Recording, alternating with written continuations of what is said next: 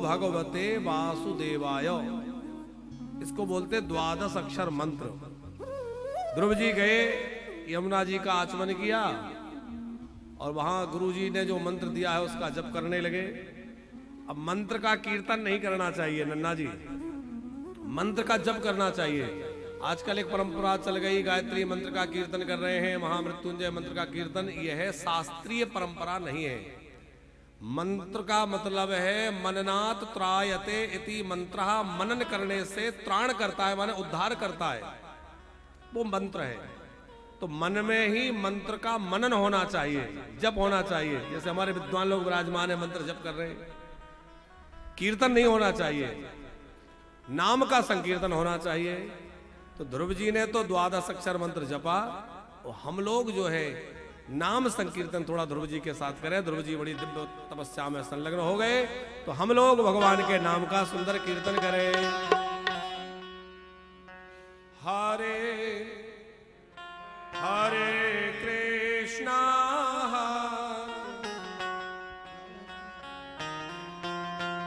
गोविंद गोपाल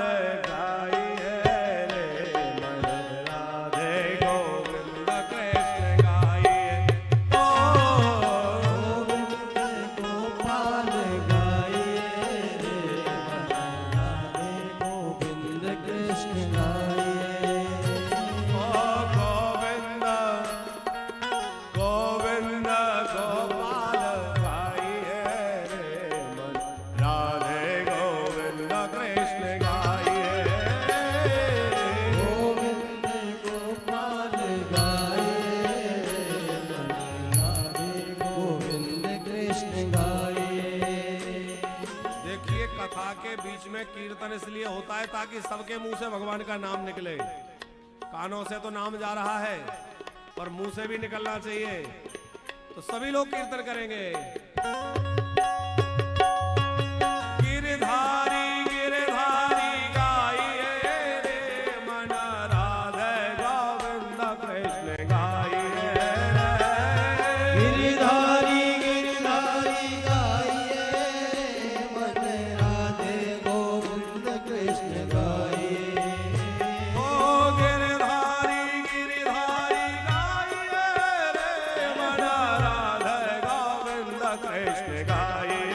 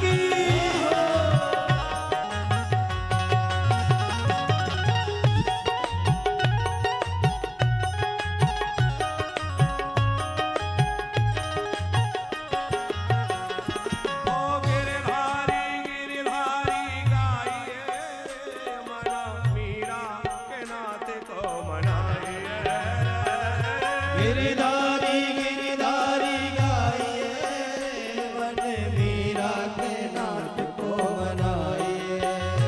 ओ गिरधारी गिरधारी गाइए मन, मीरा के नाथ को मनाइए।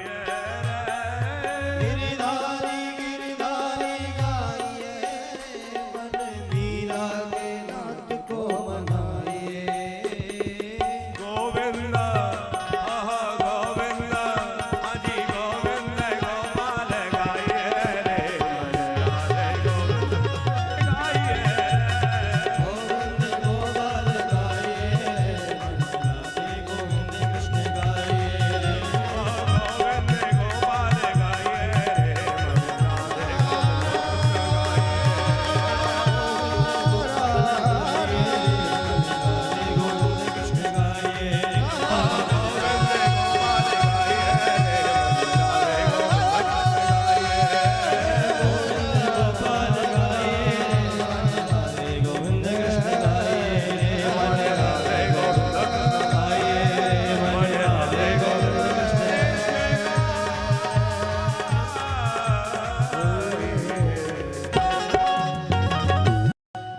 वृंदावन बिहारी लाल की जय हो।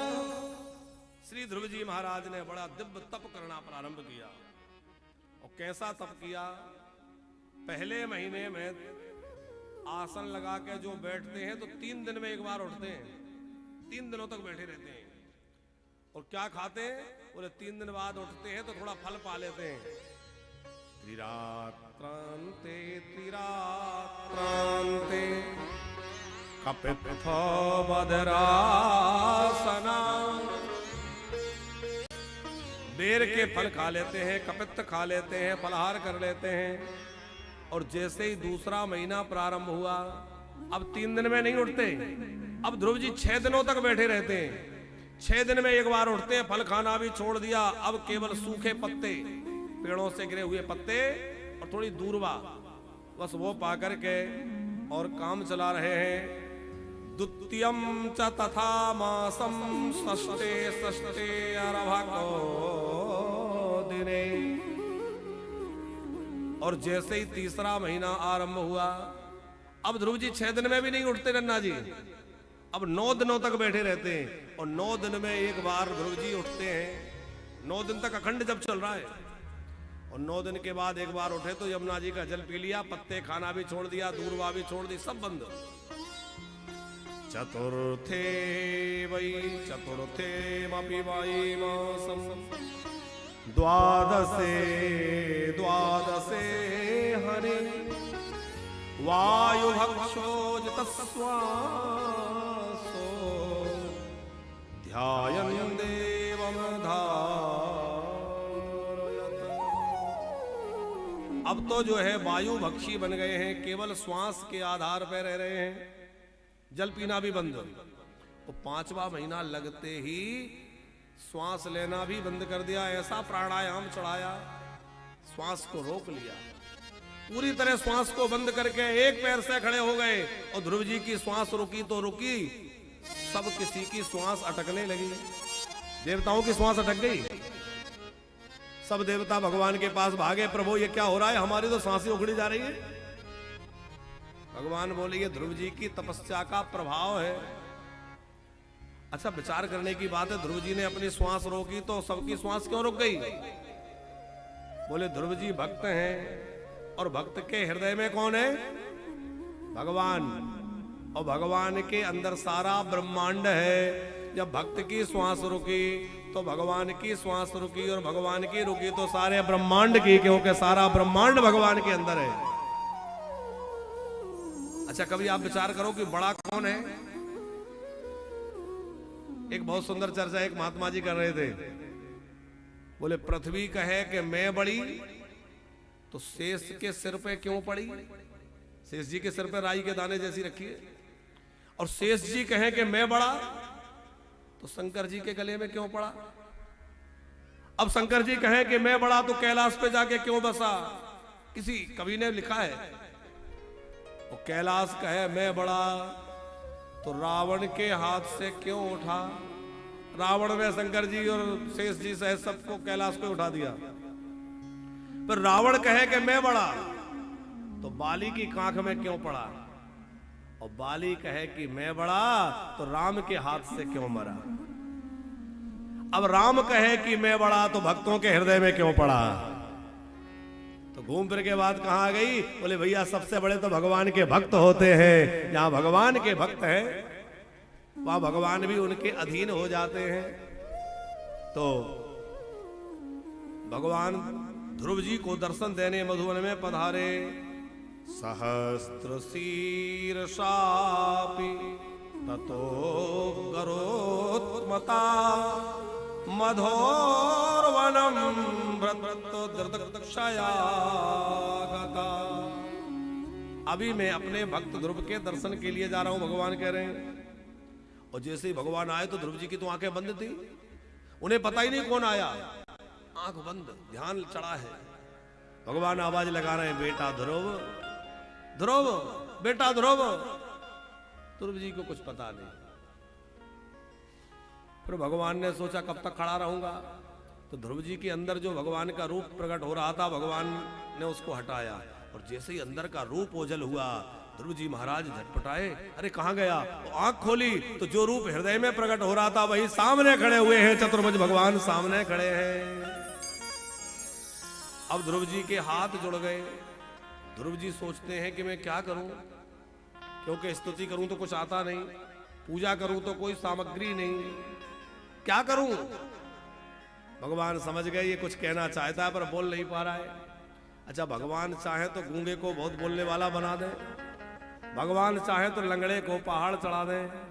मूकम करो तु वाचालम पंगुम लंघते गिरिम यत कृपातमहं वंदे परमानंद माधव। भगवान ने अपना शंख लिया और ध्रुव जी के गाल से स्पर्श कराया, और भगवान का वह दिव्य शंख जैसे ध्रुव जी को स्पर्श हुआ तो ध्रुव जी के अंदर एकदम जैसे करंट लगता है ना, तरंगे आ गई और वेद वाणी ध्रुव जी को प्राप्त हो गई। और ध्रुव जी के मुख से ऐसे वेद मंत्रों के साथ भगवान की दिव्य स्तुति प्रकट होने लगी। क्या कहना, अद्भुत स्तुति ध्रुव जी ने की है। योऽन्तः प्रवस्समवाचमिमां प्रसूप्तां संजीवयत्यखिल शक्तिधरा स्वधाम्ना अन्यस्य हस्तचरण श्रवणात्वगादि प्राणान्नमो भगवते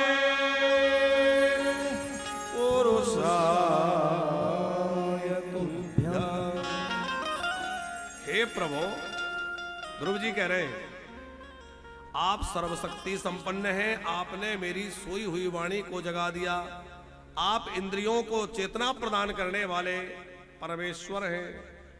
बड़ी दिव्य स्तुति ध्रुव जी ने की। भगवान ने कहा वरदान मांगो। अब ध्रुव जी तो शर्मा रहे थे, क्या मांगे? भगवान बोले देखो, जिस राजगद्दी पे बैठने की लालसा थी पहले जाओ उस राजगद्दी को प्राप्त करो, और बाद में तुम्हें ऐसा लोक प्रदान करूंगा जिसकी सप्तऋषि तारा मंडल सब प्रदक्षिणा करते हैं, ध्रुव लोक। भगवान वरदान दे के अंतर ध्यान हुए। ध्रुव जी नगर में लौटे और जो सौतेली माता धक्का दे के निकाल दी थी वो भी आरती की थाली सजा के खड़ी थी। क्यों? बोले जा पर कृपा राम की होई, ता पर कृपा करे सब। भैया जिस पे भगवान की कृपा हो जाती है सारी दुनिया उसके पीछे हो जाती है। सब दुनिया को प्रसन्न कर पाना बहुत मुश्किल है। एक को खुश करोगे दूसरा नाराज हो जाएगा, दूसरे को खुश करोगे तीसरा नाराज हो जाएगा। लेकिन यदि खुश करना है तो हमारे सरकार गोविंद को प्रसन्न कर लो, राधा रमण को खुश कर लो, सारी दुनिया अपने आप ठीक हो जाएगी। दुनिया में सबको खुश रखना उतना ही कठिन है जैसे जिंदा मेंढकों को तराजू में तौलना। नन्ना जी, मेंढक को तोलोगे, एक को उठा के रखोगे जब तक दूसरा उचट जाएगा, फिर तीसरा फटक जाएगा। यही हालत संसार की है। लेकिन भगवान को यदि आपने रिझा लिया तो सारी दुनिया रीझ जाएगी, सब कोई प्रसन्न हो जाएंगे। उमा राम सम हेतु जग माही, गोरो पे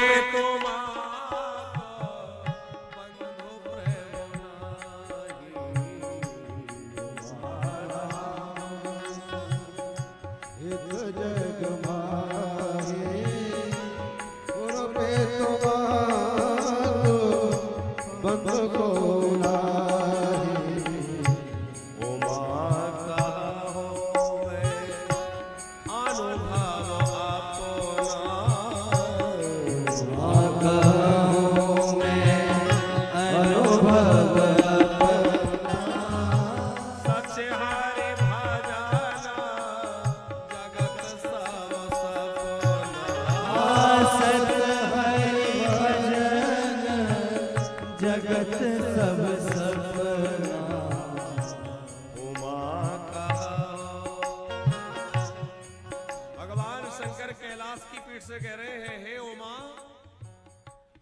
अपने जीवन का अनुभव कह रहा हूं।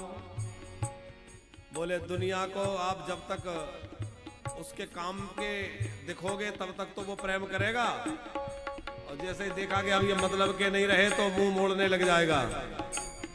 देख लेगा आ रहे हैं तो रास्ता बदल लेगा, बोले अरे कौन चक्कर में पड़े, अभी कुछ मांगने ना लग जाए, कोई पीछे कुछ लगा ना दे समस्या के ये कर दो।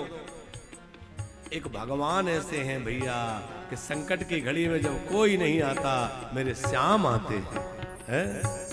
ध्रुव जी महाराज ने नगर में प्रवेश किया और ध्रुव जी को बाद में राजगद्दी पे बिठाया। 36,000 वर्षों तक ध्रुव जी ने राज्य किया है और बाद में मृत्यु के मस्तक पे पैर रख करके ध्रुवलोक को चले गए। आज भी ध्रुव तारे के रूप में चमक रहे हैं। इन्हीं ध्रुव जी के पावन वंश में अंग नाम के बड़े धर्मात्मा राजा हुए। वो अंग के पुत्र हुए थे बैन, और जिसका नाम ही बैन था उसने लगा दिया सारे धर्म कर्मों पे बैन। न कोई यज्ञ करेगा, न दान करेगा, न जप करेगा, न तप करेगा। बड़ा नास्तिक था। ये कहता था मैं ही भगवान हूं।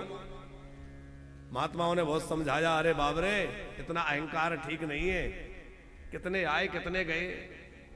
अच्छा एक बात आपसे कहें, कभी ये अहंकार होना कि हमारे पास बहुत कुछ है, तो आप जरा एक बात देखना। एक संत की बात बतला मैं नन्ना जी। एक सेठ जी के यहाँ संत जी गए, कोई बड़ा धनी आदमी था, वो थोड़ा सा था कि मेरे पास इतना है, बार बार कहे देखो मेरा घर, ये मेरा ये ऐसा। तो संत जी ने कहा भैया तुम्हारे पास विश्व का जो वो होता है ना नक्शा, वो है क्या?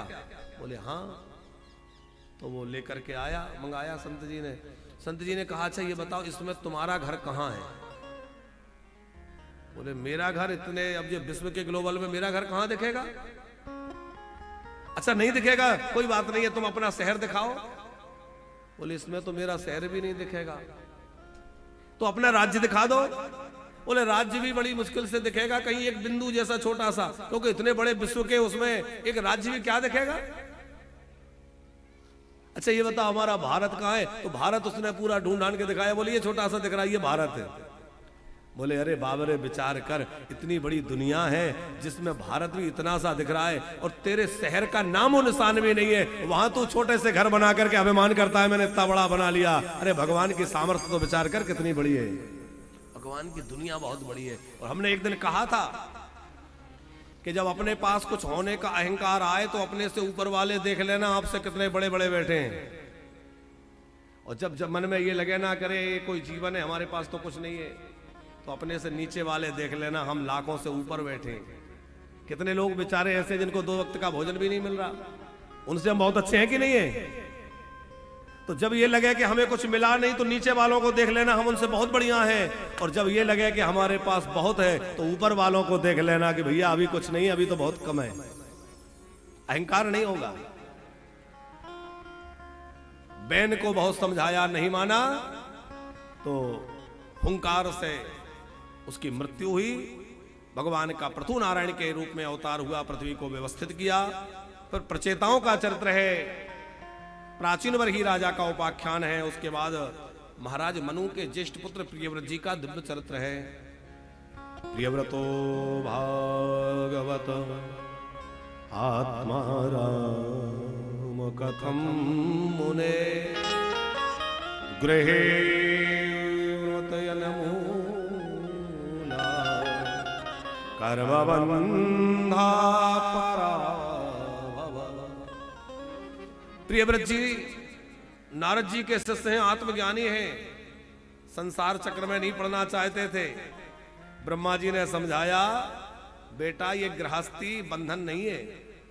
भजन करने वाला घर में रह के गृहस्थी में रह के भी भजन कर लेता है, और जिसको नहीं करना वो जंगल में जाके भी दुनिया बसा लेता है।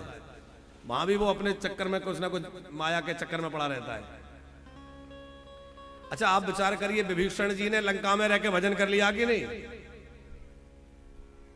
नन्ना जी एक बार किसी ने शिकायत रावण से कर दी कि तुम्हारा भाई तुम्हारे शत्रु का नाम लेता है, पूरी घर पे लिख रखा है राम नाम अंकित ग्रह। रावण ने विभीषण को तलब किया, क्यों शत्रु का नाम लिखते हो? विभीषण बोले नहीं, ये सब लोग कह रहे हैं तुम्हारे कुटिया पे मेरे शत्रु का नाम लिखा है। बोले नहीं नहीं सरकार, में तो आपका ही नाम लिख रखा है, वो आप ही का भजन करता हूं। मेरा? बोले देखो आपका नाम रावण, भाभी जी का नाम मंदोदरी। अब रावण मंदोदरी कहूं तो लंबा होता है, तो मैंने रावण का रा और मंदोदरी का मां ले लिया और दोनों को मिला के राम राम राम राम कहता रहता हूं, तो रावण मंदोदरी का ही नाम ले रहा हूं। रावण बोला तब बढ़िया है करो। अब रावण तो विद्वान है, सब जानता है, पर रावण ने भी कहा बढ़िया करने दो। तो कहने का मतलब यह है कि कोई राक्षसों में रह के भजन कर लेता है, जैसे प्रहलाद जी ने कर लिया, और कोई घर में रह के भी नहीं कर पा रहा है, मंदिर में बैठ के भी नहीं कर पा रहा है, तीर्थ में बैठ के भी नहीं कर पा रहा है। तो 6 शत्रु मनुष्य के पीछे लगे हैं। कौन कौन से शत्रु हैं? काम, क्रोध, लोभ, मोह, मद और मत्सर। ब्रह्मा जी कह रहे हैं या सड़ सपत्न्यान बिजगी समानो ग्रहे सुनिर्विषयत पूर्वम अत्येति दुर्गास्त्रतोर्जतारिं क्षीणेषु कामं विचरेदुपस्थित। 6 शत्रु सबके पीछे लगे, काम, क्रोध, लोभ आदि। अच्छा, सबसे बड़ा शत्रु विजेता कौन है? बाहर के शत्रुओं को मारने वाला नहीं, अंदर के शत्रु को जीत सके।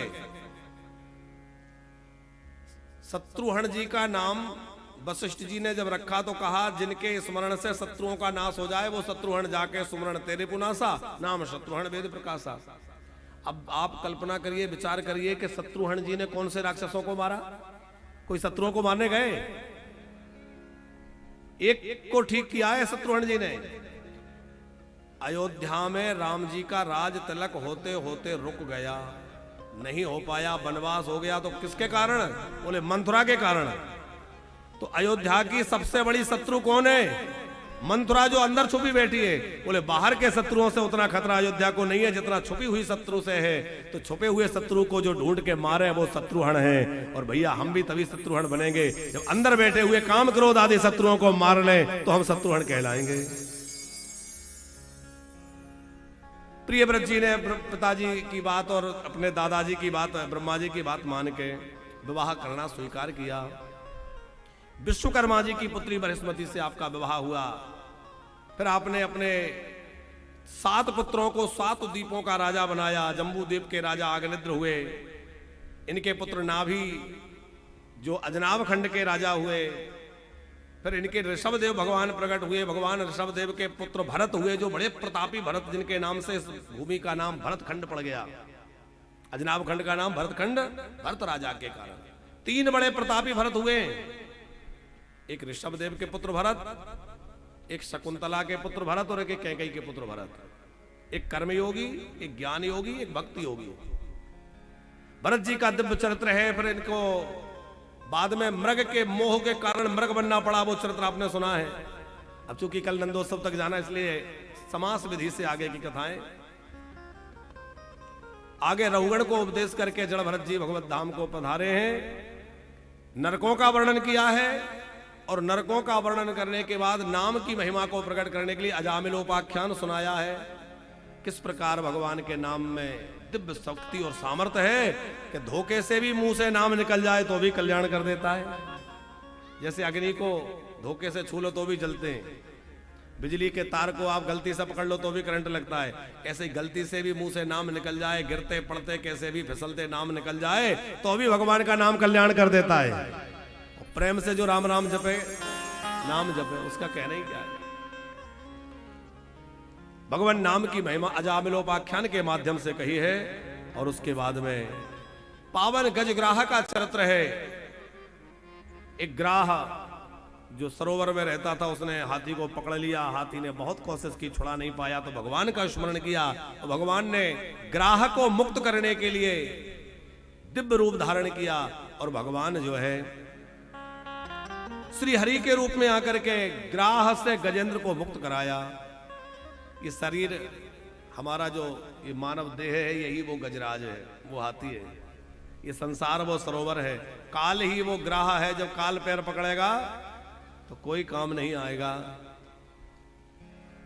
न सोना काम आएगा न चांदी आएगी, कि सज धज कर जिस दिन मौत की सहजादी जाएगी, सहजादी जाएगी, हो न सोना काम आएगा न चांदी आएगी। फिर भैया कुछ काम नहीं आएगा, फिर तो जाना पड़ेगा।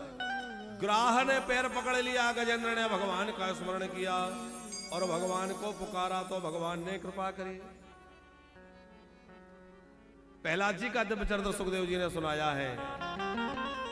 हिरण्याक्ष का जब भगवान ने वराह रूप में उद्धार किया तो हिरण्याकश्यपु ने बड़ा विरोध भगवान से ठान लिया और भगवान से विरोध करके मंदराचल पर्वत पर कठोर तपस्या की, ब्रह्मा जी से वरदान मांगा कि मैं किसी से मरूं ना। अच्छा, वरदान क्या मांग रहा है? मैं किसी से मरूं ना। इसका मतलब है कि हम भले ही सबको मारें पर हम ना मरें। रावण भी यही कह रहा है, हम काहू के मरे ना मारे, मतलब हमें कोई ना मारे, हम सबको मारे। और ये दुष्ट प्रकृति के आसुरी भाव के लोग होते, वो यही सोचते हैं कि हमारा कोई कुछ ना बिगाड़े, हम सबका बिगाड़े। पर भैया जो दूसरों को दुख देगा एक दिन उसको भी दुख झेलना पड़ेगा, जो दूसरों को सताएगा एक दिन उसको भी दुख भोगना पड़ेगा। फिर जो है अनेक वरदान ब्रह्मा जी से जब मिल गए तो उन्मत्त हो गया, मदोन्मत्त होकर स्वर्ग पर आक्रमण किया, देवता परास्त हो गए। तीनों लोकों का मालिक हिरण्याकश्यपु बन गया और छोटे से बालक प्रहलाद जी से हार गया। अब प्रहलाद जी का बड़ा दिव्य चरित्र है, कल हम लोग इस चरित्र को विशेष रूप से श्रवण करेंगे। अभी बस झांकी बनके तैयार है प्रहलाद जी की, तो झांकी का दर्शन हम लोग कर लेते हैं और बाकी जो प्रहलाद जी का चरित्र और कुछ कथाएं जो बीच में संक्षिप्त हो गई उनका हम कल आनंद लेंगे। और कल की कथा में हम लोग बड़े धूमधाम से नंदोत्सव मनाएंगे। कल हमारे कथा के बीच में कौन प्रकट होंगे? कन्हैया। तो यदुवंशियों की कथा है, यदुवंश में ठाकुर जी प्रकट भये और भागवत जी का उत्सव चल रहा है। तो कल तो भैया बड़े जोर का उत्सव यहाँ होगा, पूरे पांडाल को बढ़िया सजाया जाएगा और यहाँ केले के पत्ते, आम के पल्लव और बैलून वगैरह लगा करके बढ़िया इस मंडप को दिव्य तैयार किया जाएगा। और हमारे नन्ना जी भी कल पगड़ी वगड़ी लगा के बढ़िया पीले पीले धोती कुर्ता पहन के बैठेंगे और आप लोग भी पीले पीले पहने आएंगे तो बहुत अच्छे लगेंगे। पहन लोगे? देखो भगवान पीताम्बर पहन के आए, तो जो सुविधा हो पहन ले, ऐसा नहीं है कि आवश्यक है। जो फिर भगवान की जैसी इच्छा, जिनका जो अपना स्वरूप है अपने ढंग से आए। बाकी भगवान पीताम्बर धारण करके आए तो हमारी माताएं भी पीली पीली साड़ी पहन लेंगी तो अच्छा लगेगा। और कल हम लोग खूब यहाँ से माखन मिश्री का प्रसाद बांटेंगे और यहाँ से सब उपहार खिलौने सब लुटाया जाएगा। और क्या गाएंगे? नंद घर आनंद भयो जय कन्हैया लाल की, हाथी दीने घोड़ा दीने और दीनी बालू की। कल नंद महोत्सव का आनंद लेंगे। अभी प्रहलाद जी की दिव्य झांकी का दर्शन हम लोग करेंगे। छोटे से प्रहलाद जी हिरण्याकश्यपु ने बहुत धमकाया, अरे ये भजन करना छोड़, लेकिन प्रहलाद जी कह रहे हैं मैं राम नाम नहीं छोड़ूंगा, क्योंकि मेरे तो माता पिता भाई बंधु सब वही है। और प्रहलाद जी के साथ हम भी यही कहे कि माता पिता भाई बंधु सखा वो हमारा है। माता पिता भाई बंधु सखा वो हमारा है। हरे कृष्ण नाम प्यारा है, गोविंद नाम प्यारा है, नाम प्यारा है, गोविंद नाम प्यारा है। भैया कृष्ण नाम प्यारा है, गोविंद नाम प्यारा है, कृष्ण नाम प्यारा है, गोविंद नाम प्यारा है। ओ माता पिता भाई बंधु सखा वो हमारा है। माता पिता भाई बंधु सखा वो हमारा है। कृष्ण नाम प्यारा है, गोविंद नाम प्यारा है, कृष्ण नाम प्यारा है, गोविंद नाम प्यारा है। देखो पीछे से प्रहलाद जी आ रहे हैं मस्ती में नाम गाते हुए, आप लोग भी गाइए, बोलो भक्त वत्सल भगवान की।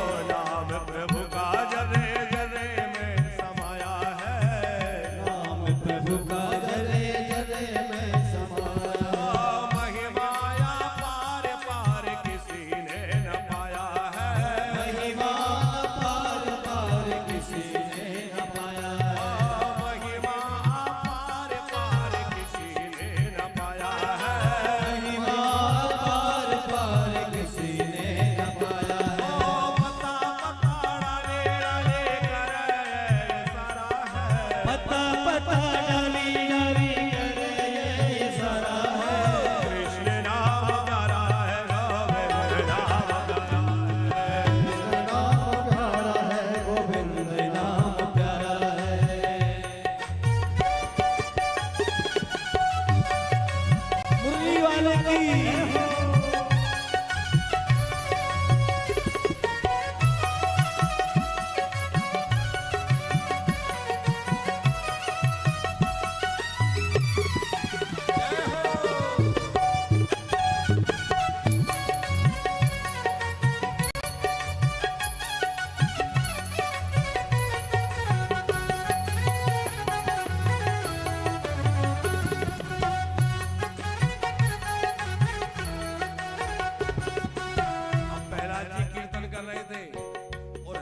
सबू ने सोचा देखकर तो आऊं क्या हो रहा है। पहले किसी सेवक को भेजा, सेवक गया, देखा तो प्रहलाद जी तो बड़े प्रेम में गा रहे हैं, हरे कृष्ण कृष्ण नाम की जो रचना लगाएगा, कृष्ण कृष्ण नाम की जो रचना लगाएगा,